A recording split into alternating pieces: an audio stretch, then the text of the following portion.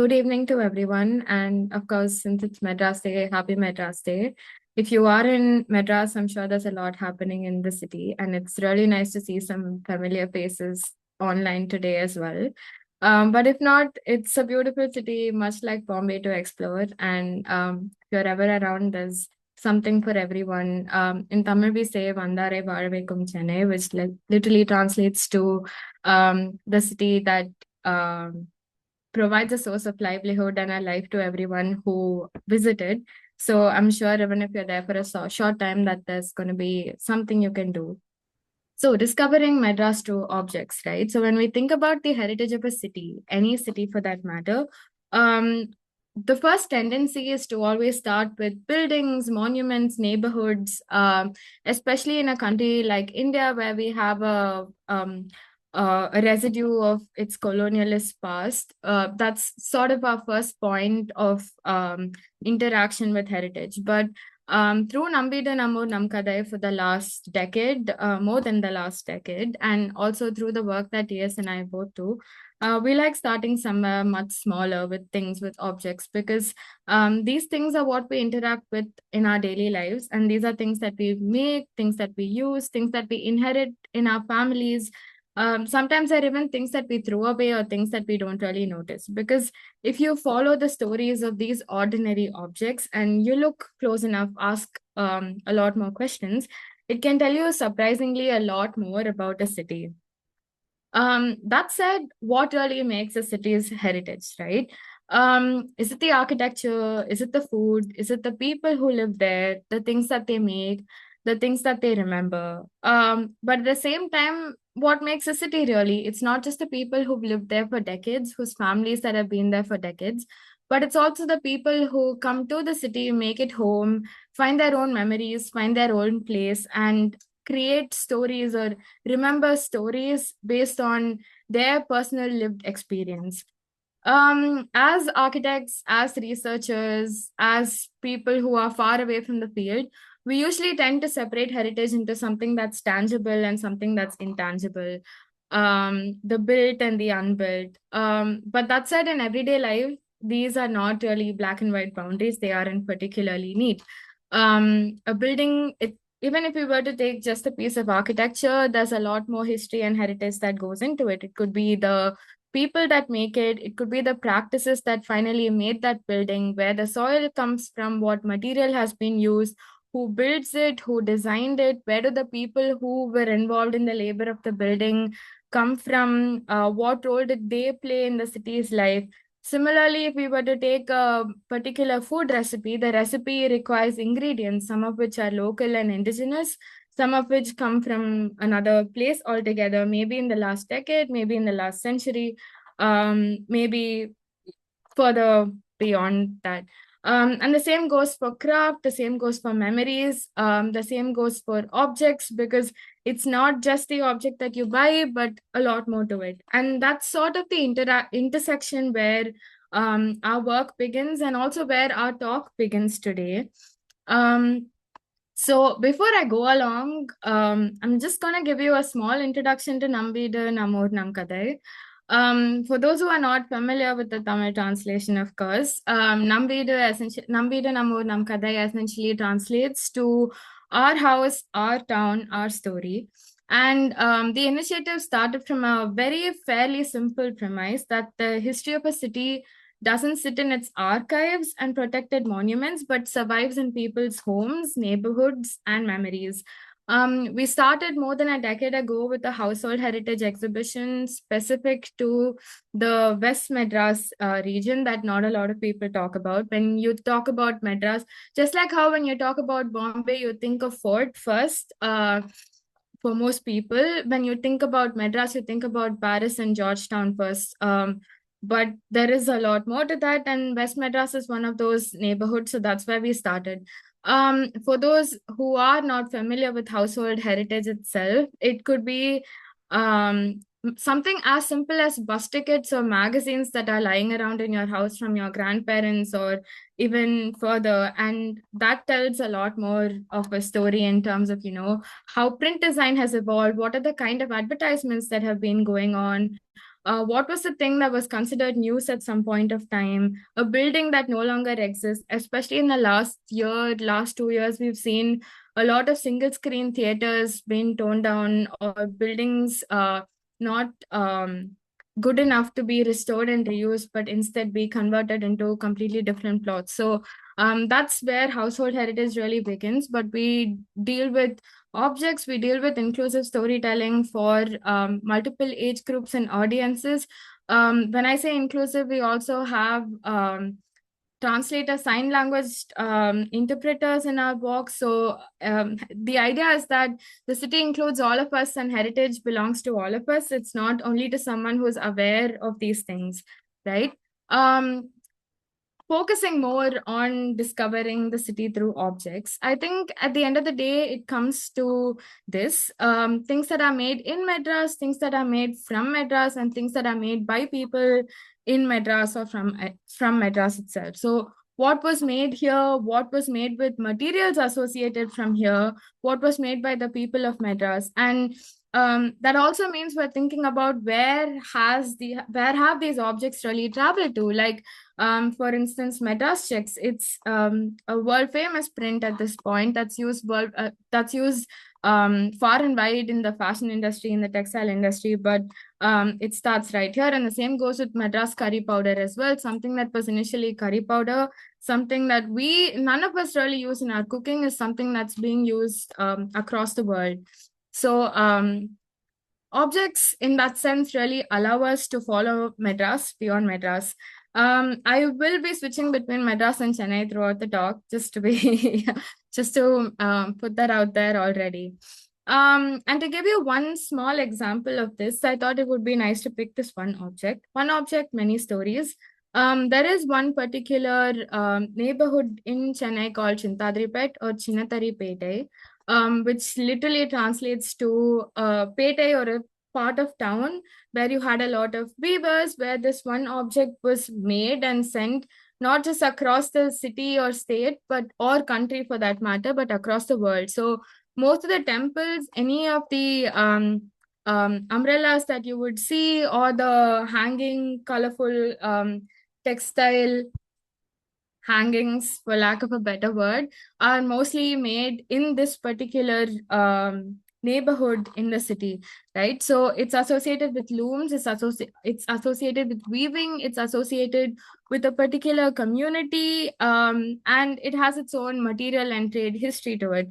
And that's, while we're not going to go through object after object, this is just one example. So it invites you to think more about other objects that are around you that you have come across, and try to see how it connects to the larger world in that sense.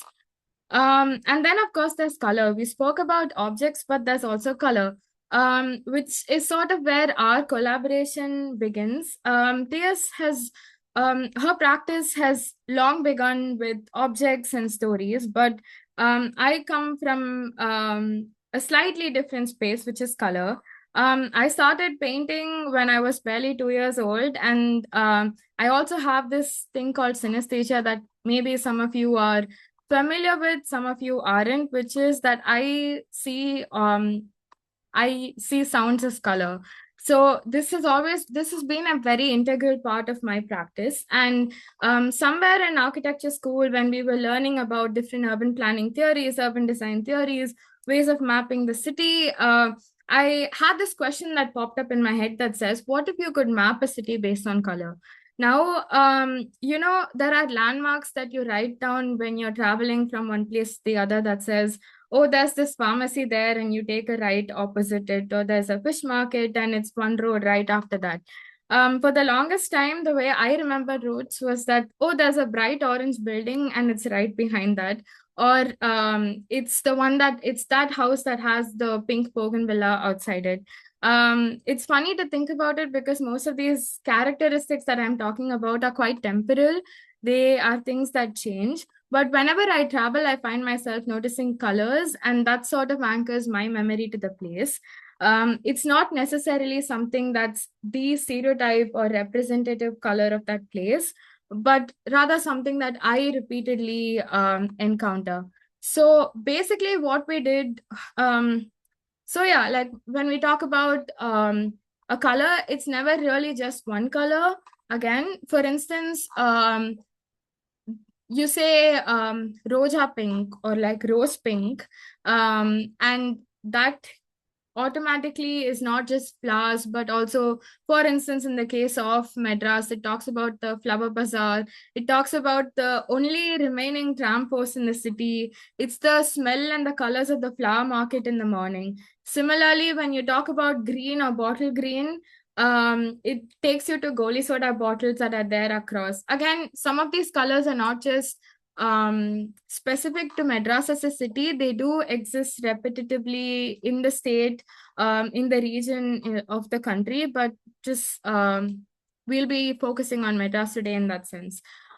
So what we did in back in 2020, this was the first part of the project, and this is what we'll be going into today a little more in detail, is that across 31 days, we picked 31 colors. And this is sort of a culmination that we did on the last day, where across the entire month of August, we would pick one color at a time, discuss different objects, discuss different stories related to that color, and then through that, talk about the heritage of the city itself. So, for instance, let's take yellow as a color, right? You think of, maybe to someone that's Chennai Super Kings, maybe to someone it's the manja pie or the yellow pie that you see being carried around. To some people, it could be lemons that they see during a particular month when there's a lot of temple festivals going on. So when you think of a color, you're thinking of where you see it, where you might have seen it, what it was made of, or what objects had that color on them, who was really using these objects, what did someone tell you about that color, or whether you brought it home with you, how it stays with you. So the color becomes another kind of anchor in that sense.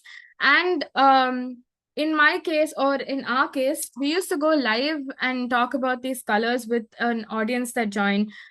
This was, of course, in, like I said, 2020, we were in the middle of COVID. So our way of making it participatory and getting people more engaged was to invite them live, where I would sit and paint live while having a conversation about different things. So sometimes we would learn something new from the audience as well, saying, oh, I live in this part of the city and we have this there. Whereas sometimes it would be the same object or the same color that where we would get introduced to another fact that we didn't know. So, what is it about this one object or one color that tells me more about the city than I already know? Um, Before I move on, I'm not going to be going through all 31 colors today because I feel personally each color could be a 1 hour talk by itself. So with between TS and I today, we're just going to pick 10 to 15 colors that we discussed, and try to talk to you about how this conversation went about, what are the things that came up, and how it made us discover Madras in a new lens. So starting off, we thought it would be nice to start off with yellow. Yellow is considered an auspicious color, and as someone who now lives in Germany, most of the time when I talk to people, both from India or from other parts of the world, their first association with Tamil culture for a lot of reasons is yellow. Interestingly enough, in within the culture as well, it's considered to be something very auspicious. It's something that you share. Someone visits home, someone's starting something, whether it's a festival or it is something to do with a new beginning, like a business or something. There's always a bit of yellow that's a part of the whole ritual or the tradition. And this is where we began as well. We began with yellow as well. So we were talking about the Manjapai on one hand and how, you know, it at this was also the time when it came back with the Manjapai vending machines across the state. And on the other hand, we were just out of IPL fever. So there is 3 months in this 3 months in a year when the IPL is going on, before and after, where the whole city is painted yellow. And it sort of also reminds you how references of pop culture really play into your idea of what color the city is, right? You Of course, in English we say painting the town red, but in our case, in the case of Madras especially, the town gets painted yellow pretty much, and that's the image that you see throughout. But apart from that, you also have this sort of I wouldn't say emotional connect per se, but this connection that you might have in your head where when you walk around in the city, it's not just the autos that are yellow, but maybe you're walking in the city and you come across other people who've used manjal or turmeric in the morning to wash their face, because that's something that's very common, right? You also have people come from different parts of the country back to Madras who say, I want to go to this particular shop near the temple to buy Kasturi Manjal and take it back with me because it has certain properties, and I trust the Manjal that I get only in Chennai. So that color is no longer about, oh, it's turmeric yellow, but there's a lot more that gets added onto it. You have lemons that you drive over on Ayudha Puja or Saraswati Puja at the end of Navratri. That's when we give all our tools a rest and start afresh, start something new, because there's the belief that whatever you start on the Vijayadashmi day is something that will end up being successful. You have the sun, of course, how can I forget, where Chennai is associated to being a sunny, hot city where it's always super hot and you're sweating. But again, sun and yellow is another connection right there. And also the samantipu flowers or the marigold flowers that are there across the city. I do know that a lot of other cities in India, especially, you'll find marigolds in a lot more colors. You have the white ones that are more common. You have the pink, purple ones that are more common. It's not necessarily that everywhere the yellow one is common, but in Madras, the yellow one is really common. So that was about yellow itself. We sort of gathered a few objects. The way the live sessions happened was that we would gather some objects from our end, and we would start talking about these objects and these stories. And people would pitch in with their own memories or something else that they have seen in that color. Sometimes people would say, oh, this is also yellow color.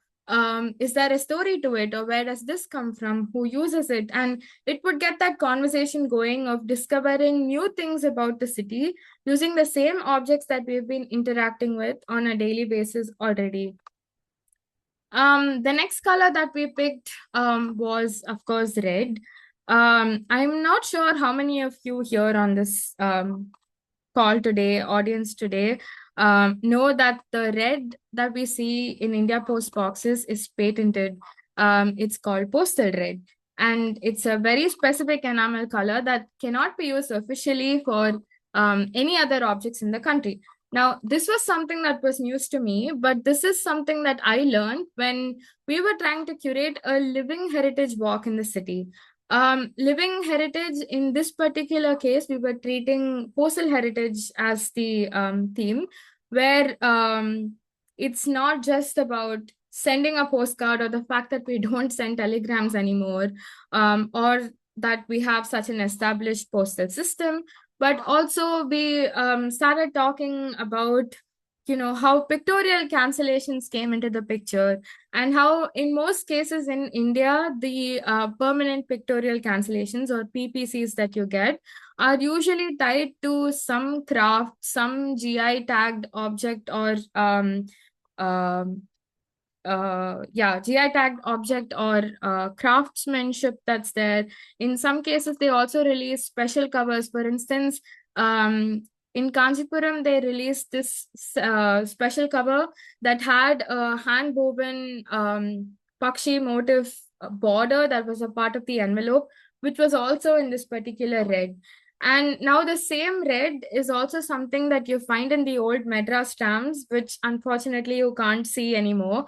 However, if you are in Chennai, you can go to Victoria Public Hall, where now there's an exhibition and you can see like a model of the tram, as well as pictures of the trams when they were still running.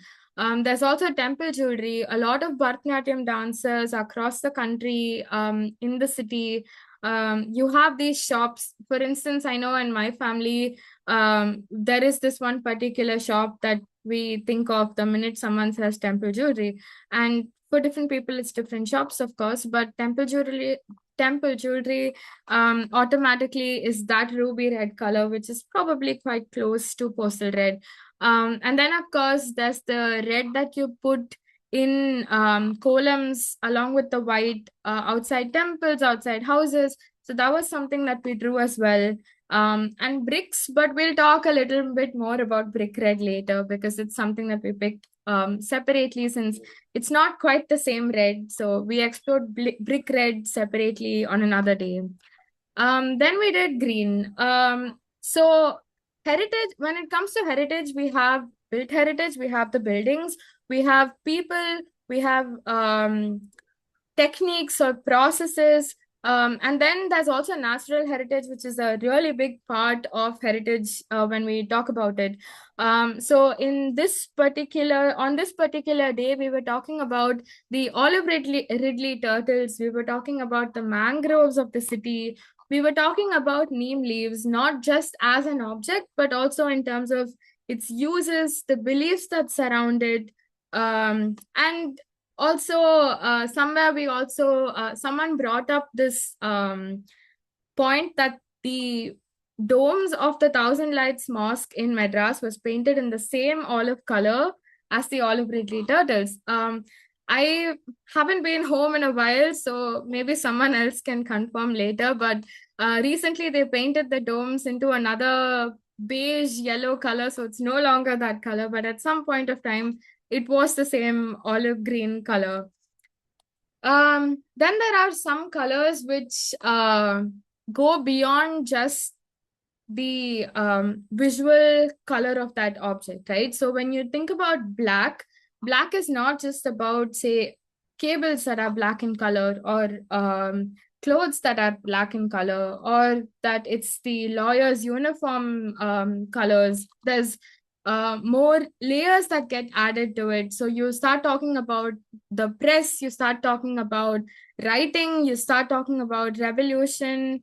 You say that the statues in temples are black, but they're not really black. There's again a lot more layers that go into it. And then there's the photograph studios of the city, film cameras, and how portraits were taken using these. I think DS is joining us. Sorry about that. I got disturbed. And then you have things like education. So there's a blackboard, right, which is a part of most of our schools. We've all used the blackboard. But when we drew a blackboard over here, the conversation took us into what happens in schools, what is the kind of syllabuses that we've been taught, what role does a school play in understanding the city, what are the things that we learn, typewriters again, cassettes, floppy disks, ink. Some people started talking about the first time they started using a pen instead of using a pencil to write, and that gave that reminded everyone of this memory that most of us have probably forgotten. Today we use pens quite easily, but we still try to remember what it felt like the first time we used the pen. Then we also started speaking about people. We spoke about Periyar, we spoke about Bharatiyar. There is a Bharatiyar home in Chennai, in Triplicane, sorry. And people think that the entire house belongs to him. But when we do our tour, our heritage trail through Triplicane, we talk about Bharatiyar, we talk about the poetry that he wrote, we talk about his time in Madras. So these are just some of the things again. I'm just gonna pause here quickly for a minute to check if TS wants to join now. Yes, Shrishti, I'm so sorry, guys. It's happy Madras Day to all. I just came back from a conversation and I was hearing Srishti talk about black, one of her important shades. And since we're talking about objects, when we did interviews of how was going to school at that point, everybody spoke about how they would use brinjals, right? Brinjal, aubergine, or eggplant to kind of give that black shade to the blackboard. And this is something which everybody kept saying, right? And they took turns to do it. And also, if you look at the political history of Tamil Nadu, black was a very staunch, important color that was used. You would see that in all the Dravidian party flags. And also, whenever there was a protest or any important thing they have to convey, a black flag was always there. And when me and Srishti had this color palette which we were doing, I think around 100 people, right, Srishti? They kept telling, Yeah. mention that that is the color of the South. And then they kept messaging that again and again and again. And that's what it is. And Bharatiya, another aspect of it. Did you mention or should I? Yeah, I mentioned Bhartiya. Yeah. If you even go to schools now, you can see a lot of kids dressing up at Bharatiyar, one of the most important freedom fighters. And his house is, I mean, the house he was living is in a place called Triplicane. And there is the book called Jnana Rhythm, an important object which we don't see as an object, but as a reading material is a book. So Jnana Rhythm is a series of 14 stories in which Bharatiyar talks about walking from his house to the beach and how every time a story pops in his mind and he writes about it. And there is something about Swarlalogam, there is something about imagination, but that's the only book which mentions that he had a difficulty walking. And then it says that I really wish the uh, the power of the horse, which like he calls his brain a horse, the power of my knowledge horse, at least a little bit of that is there for this horse which can't walk. And I think through these elements, which we read as poetry or prose and all that, we saw these colored panels as a possibility. And I think Shishti would accept the same. And Mm-hmm. next, yeah, and the next color, please. Yes. Am I The overshadowing? next was orange. So I'm happy I'm here for my favorite color. And while we were discussing, I just added that can you point it out an assignment by a 3-year-old for Madras, the welcome which you see there. And we said, how do you see Madras? And most of the kids had orange in it. And that's when we realized and these kids live in makeshift houses, some of them. And for them, veil is basically sunshine, or veil is basically the sun. So they associate that color with Madras simply because that's what they are exposed to, right? They have to be in the sun. And lot of kids from here who play football have represented India in street football. And they also associate this particular orange color to that. And also the pottery, right? There is Kosapet in Madras where a lot of these important pottery is done. Pongal is one of the important festivals, but not just Pongal. So many other festivals, we have to get those for. But what I would say is go back to the places they've made and also the Drishti Bomai. Shrishti, can you point out? Yes. You can see a lot of these Drishti Bomai, not very unique to Tamil Nadu, but a certain pattern is very unique to Tamil Nadu. The color of Lambretta, Fanta, and so many different points to that. So yeah, next one. I think I just want to add to that when we did this color, at some point we also started requesting people who were joining us regularly to give us colors, and someone actually gave us this color as Rasna orange, or Fanta orange, thinking, oh, what could be a part of Madras, that's in such a bright color that we associate with the drink. But then our conversation that day went on to the Kanakambaram flowers, or the orange flowers that you see in the city, that's seasonal. Just like how in December, you find the purple December flowers that's there everywhere. You also have the Kanakambaram flowers. Then someone spoke about the budgies that's there in the beach and how that's also a very similar orange color because of that little bit of coloring that they add to it, and that makes it appealing for most people.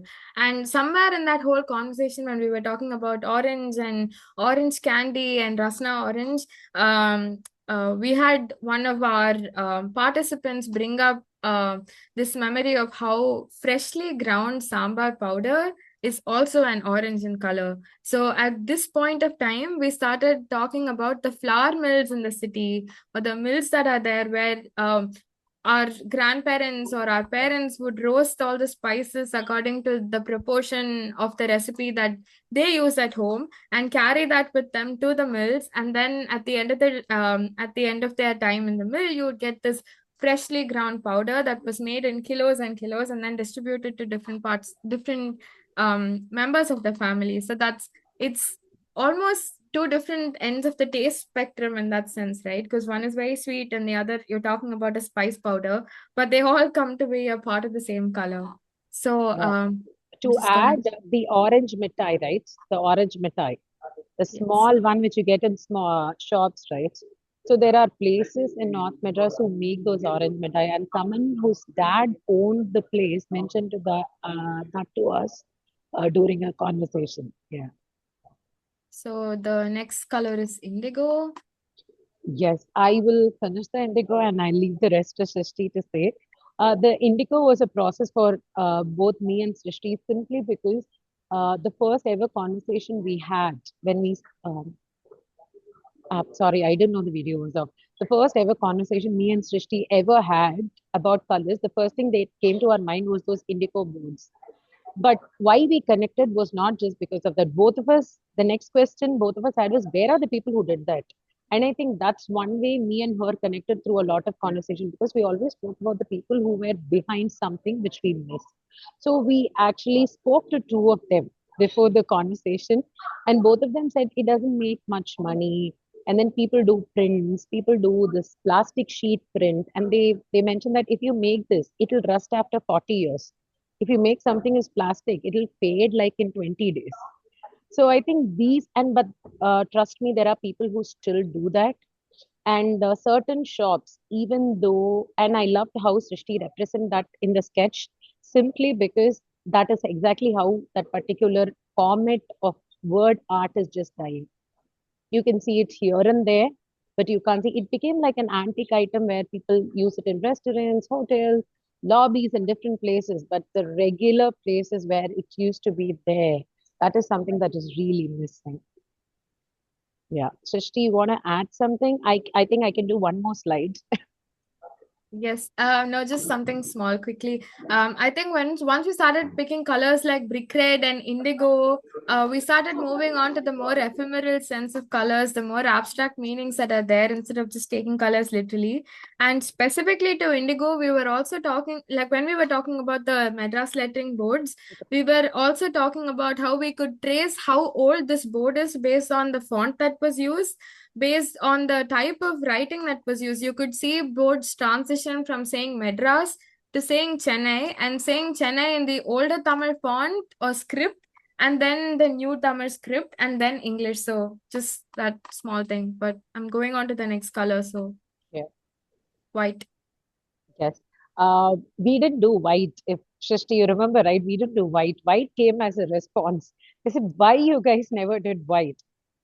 But when they said white, we thought it's silver. They're talking about silver, right? But then no, it was about the specific white which you see in public building, the ones you see in these jalis and jarukas of the city, and also the different kinds of grills, and also those huge glasses, right?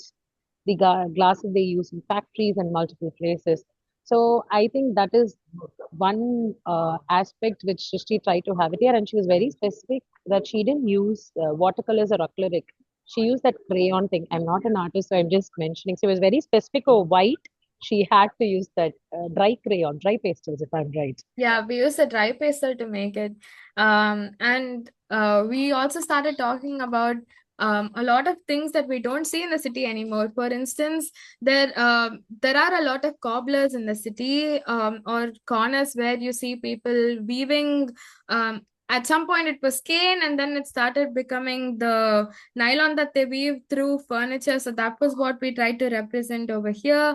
And then we were talking about how when the waves come and crash, there's that layer of white that's on top of it, and how white is probably one of those one colors that you see across public buildings, irrespective of whether it's an old palace in the city or an old um, church or a government building or even the Napier's Bridge for that matter. It's one of those colors that's not associated with one particular religion or community, but you can see it repetitively throughout, and all of it gives a sense of authority. So, how colors sort of pair with emotions in terms of how the skyline or the morphology of the city comes across. And then, of course, about people, again, like I said, each of these colors could be a whole hour by itself. So I'm not going to explain every single detail. But if someone is interested, of course, we'd be happy to share resources later on. And I think the picture in the center is blurred for some reason. I'm sorry. So at some point, I think when we were at day 12 or 13, we'd done one blue, one green, one red, one pink, white, black, orange, and at some point, we had a lot of our participants tell us, "Oh, what more colors do you really have?" So then at that point, we started picking colors like rust or coral or cyan because of, I mean, I'll talk about it later. And then grays, a light gray, a dark gray, different shades of green, different shades of blue. We ended up doing almost 8 different reds and oranges. So we had maroon, we had postal red, we had terracotta, we had brick red, we had coral, rasna orange, rust, and also brown. So this, for instance, was rust. And when we were doing this, we were talking about the gates, the sluice gates that were there as part of the Buckingham Canal. Unfortunately, today the canal doesn't exist the way it used to at some point of time. But it's one of the longest waterways and saw transporting of material, of cargo, of fresh produce across the eastern coast of the country, parallel to the eastern coast of the country. And some of the gates of the canal still exist, and you can still go and see them. And those have begun to rust, and they have this very characteristic patina color. The same goes with the cannons that you find outside the Egmore Museum. The Egmore Museum, the government museum in Chennai, is one of the oldest museums in the city and was modeled after the Roman Pantheon complex. So it was the Pantheon, which is why it's called Pantheon Road. And it hosts one of the oldest collections. Of course, a part of the collection was given from the Madras Literary Society. So that's one of the colors that we chose. Similarly, when we took coral, for instance, there is a particular street in the north of Madras called the Coral Merchant Street, because you used to have a lot of merchants selling coral or trading coral here. Very characteristic designs that you would find only in this part of the country. And similarly, the 35th anniversary, just like how your 25th is silver, is coral, for those who don't already know that. And the Anna Nagar Arch was built to commemorate 35 years. So again, the arch is not coral in color. It has nothing to do with the color coral, but of course it does get tied to this because of the 35-year commemoration. Coral was one of the first colors that was introduced because as an enamel color, it stood out for painting grills. Until then, you would find most of the grills painted either in white or black or green. So coral was a nice contrast to it, because you had a lot of floral patterns that started becoming a part of the grill work. And then, of course, you have the tiny shuli flowers. In Tamil, it's called Pavaramalli or coral jasmine because the stems are this coral color. And then, of course, we also have the Jewish the synagogue that's there in Chennai. Most people don't even know that this fire temple or synagogue exists, but that's also coral in color on its front elevation facade. So that was about coral. T.S. briefly introduced silver just before she went, so that's gray or silver. We sort of combined the two. There is this famous song in Tamil called I mean, I don't know if the song is called Chennapatnam, but it says Chennapatnam, which talks about the city and these two people who are in the city and making their own life there. And it says, one of the lines in the song says, Kasumara Kottanam, which is like, there should be a rain of coins. And we started talking about the mints, different currency. So like 5 paisa, 2 paisa, 50 paisa, also Anna coins. Someone was kind enough to share with us their collection. So we had pictures of that. Then on the other hand, we started talking about how Chennai is one of the largest exporters of karvadu, the fish. They dry it and they sell it, they export it to different parts of the world that has its very characteristic silver color to it. And when we talk about the city, right, or to someone who is living there, who's not really a tourist or a visitor, it's not things that you're not going to go to these heritage buildings every day. You're not going to go to these old parts of the city every day. There's a lot more to the city. And um, this whole cycle of life, at some point of time, we do encounter going to a crematorium. We do encounter relatives dying, grief in the city, the kind of rituals that are associated with funerals. And somehow these conversations never really become a part of our conversations about any city for that matter. So when we did this particular color, we really wanted to highlight that. So sambal gray, or sambal is essentially the ash gray, was the color that we took.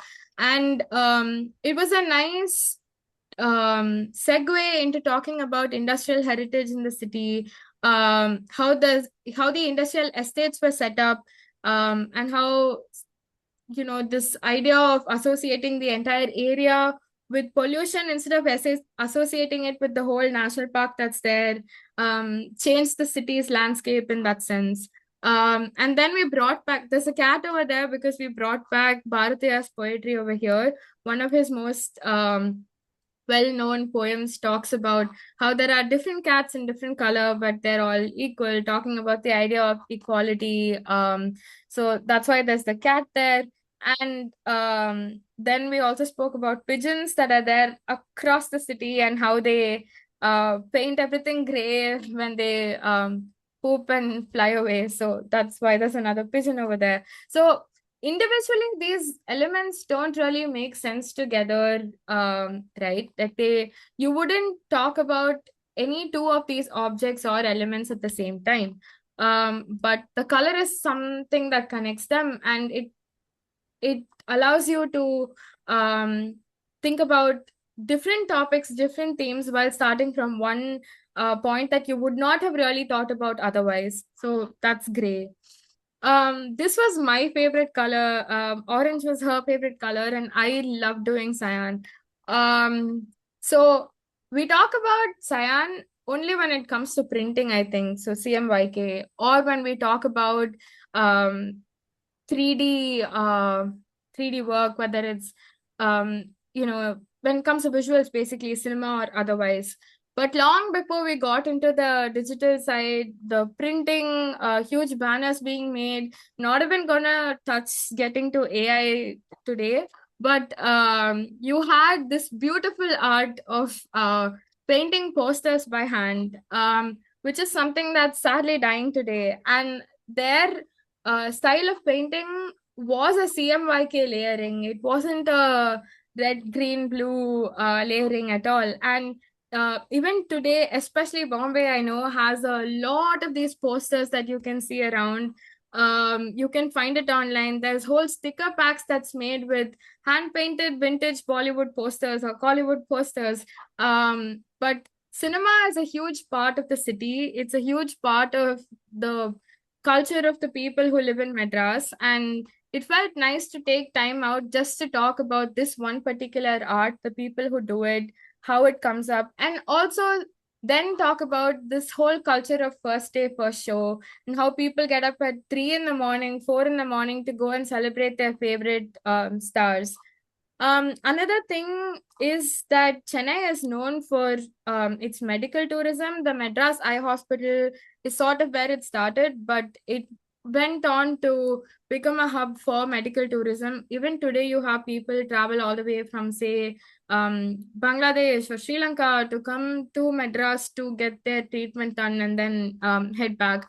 And this color is also the color that we associate with hospitals for some reason, right? Like masks are in this color. The robes that you see surgeons wear is also somewhat of a cyan turquoise color.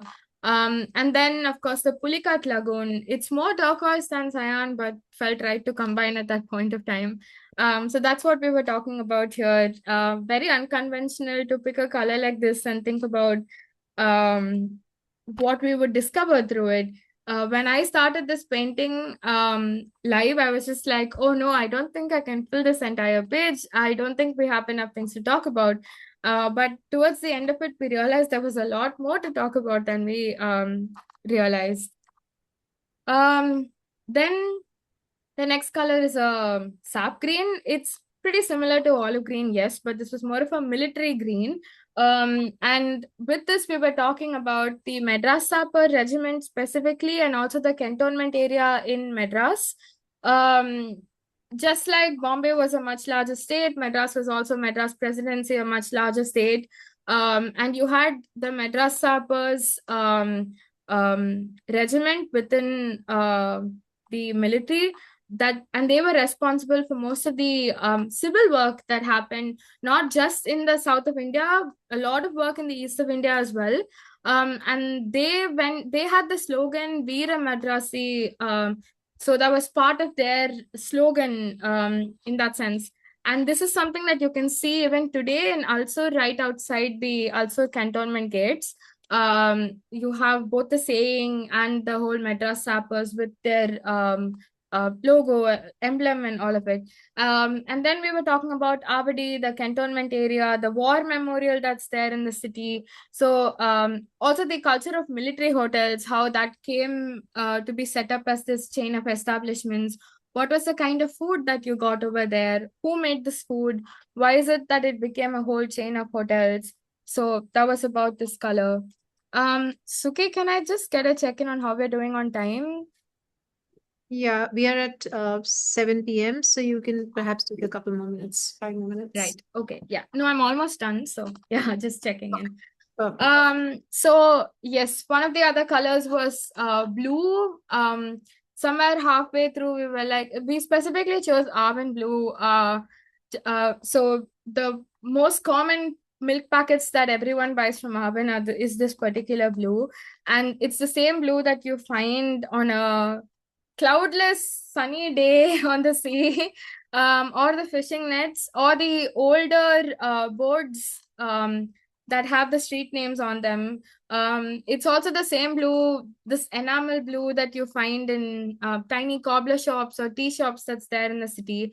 And for some reason, it's also the blue that reflects off these IT, these glass buildings in the IT park section of the city. So that was about this color. Of course, it started with Neelankare, and somehow we went around all over the city to different things that were in this color. And then we picked Mithai Pink. So of course, when you talk about Madras, a lot of people associate filter coffee, jasmine flowers, which does not do any justice to the image of the city. But if you zoom in a little further to specific areas, there is this one area called Mylapore, where you get this trademark rose milk in the city. And it's the same color as Panch Mithai or cotton candy. And this is and this was also the time when in the news we started hearing about this pink police for women who would pick them up later on in the night. So when we were discussing this color, that's Kalati over here, which is the name of the shop that sells the rose milk in Mylapore. It's a very similar color to Ice House, which is where ice used to be stored. So those were some of the things that we discussed over here. A very playful color again, not really a direct object that you interact with every day, but still very much a part of discovering the city. Then came MS Blue. We shared about stained glass windows. We've also been recently talking about Art Deco, and this particular blue today is known as MS Blue because of MS Subbalakshmi. But it's the same blue that's there in the porcelain that was traded between Madras, well, South India, and through the Chettiar community. So the porcelains that came into the country, into the city, were this particular blue. It's the same blue that became like the trademark Art Deco blue in most of the buildings in Madras. You could see it at Dasaprakash Hotel, that doesn't exist anymore, sadly, but also at their house or Paris building on Paris Corner at the Esplanade. So that was this one. And then brick red. So not just the buildings and brick and Indo-Saracenic architecture, but also Madras terrace roofing, Travancore roofs that's there in Central Station. How the sand came through the Buckingham Canal to build all of these buildings.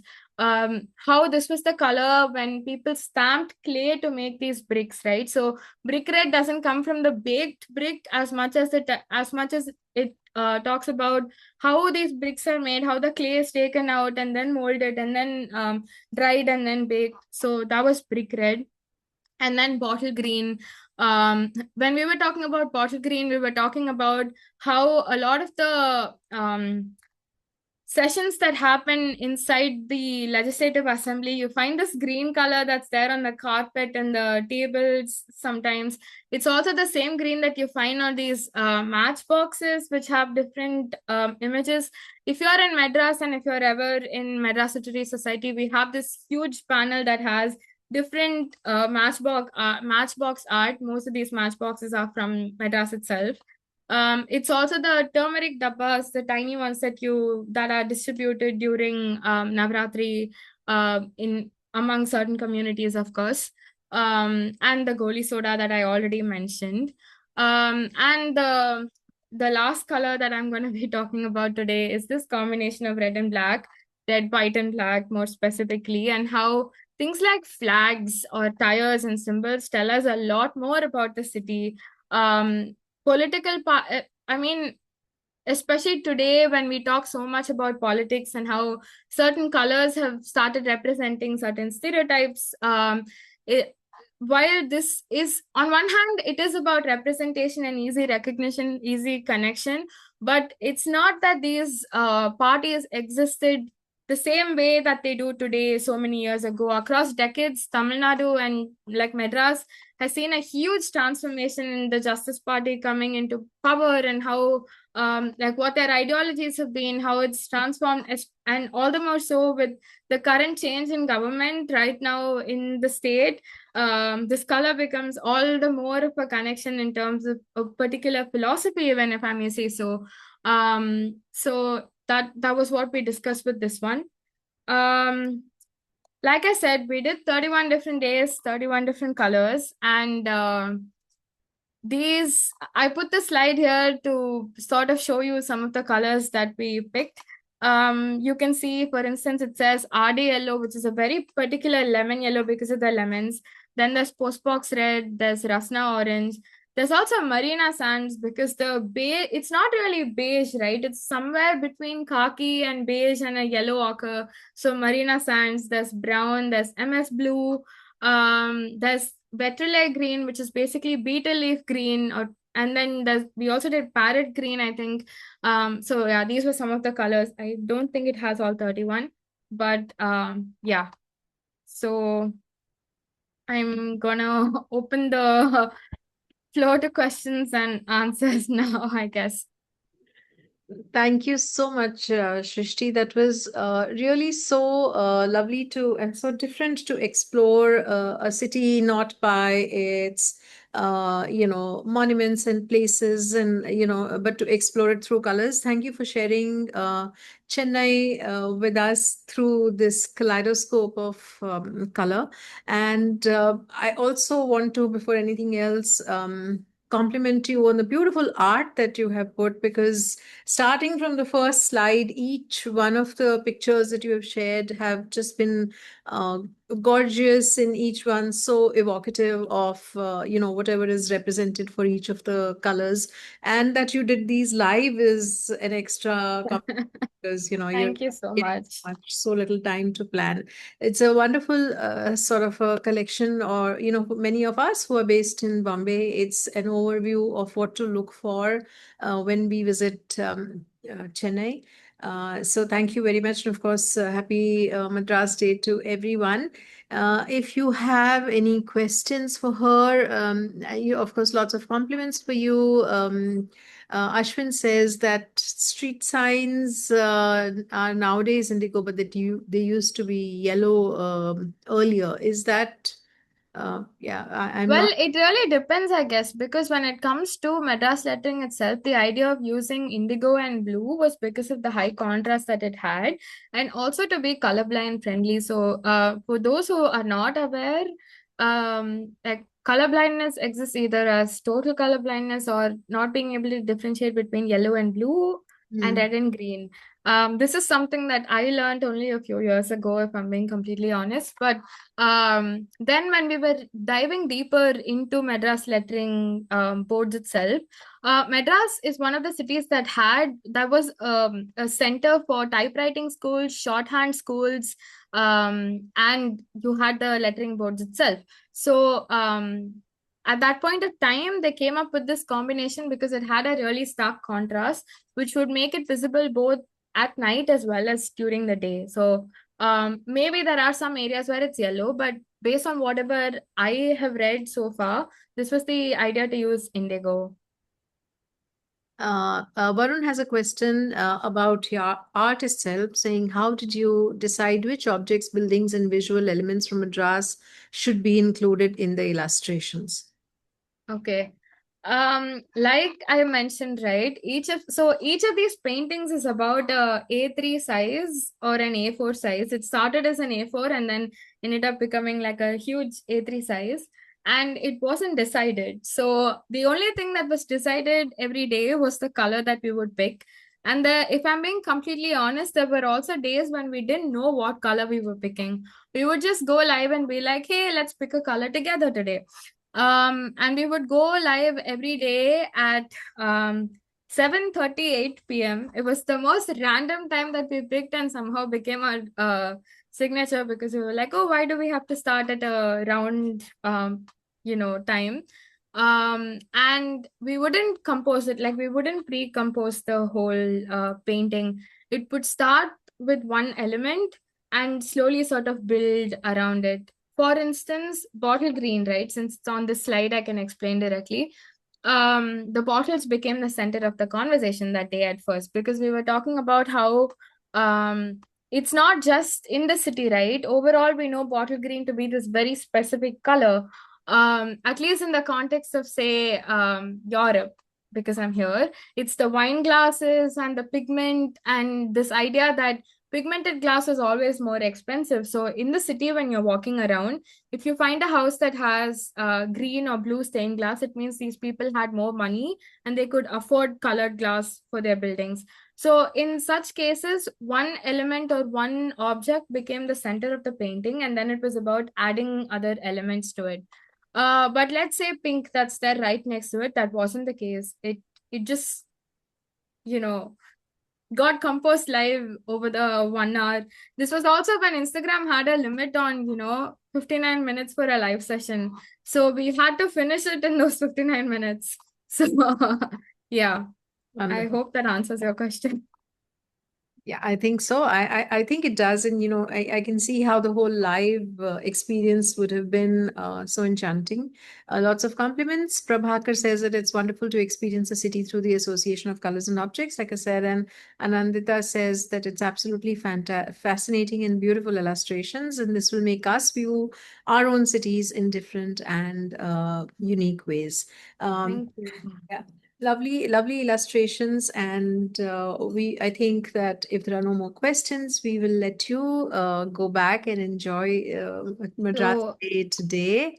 And thank you so much. It's been a wonderful sort of a visual delight. And, sort of you brought so many elements of the city into sort of recall of Mhm. our cities as you spoke. So, my mind was going through the flowers and the fonts and the, building colors and the sunlight and how the city looks through the winter and the summer and the rain and the grays and so on. So, I think at some point when we did Violet, for instance, right, we were talking about how during sunset there's this violet hue in the sky that gets reflected off buildings.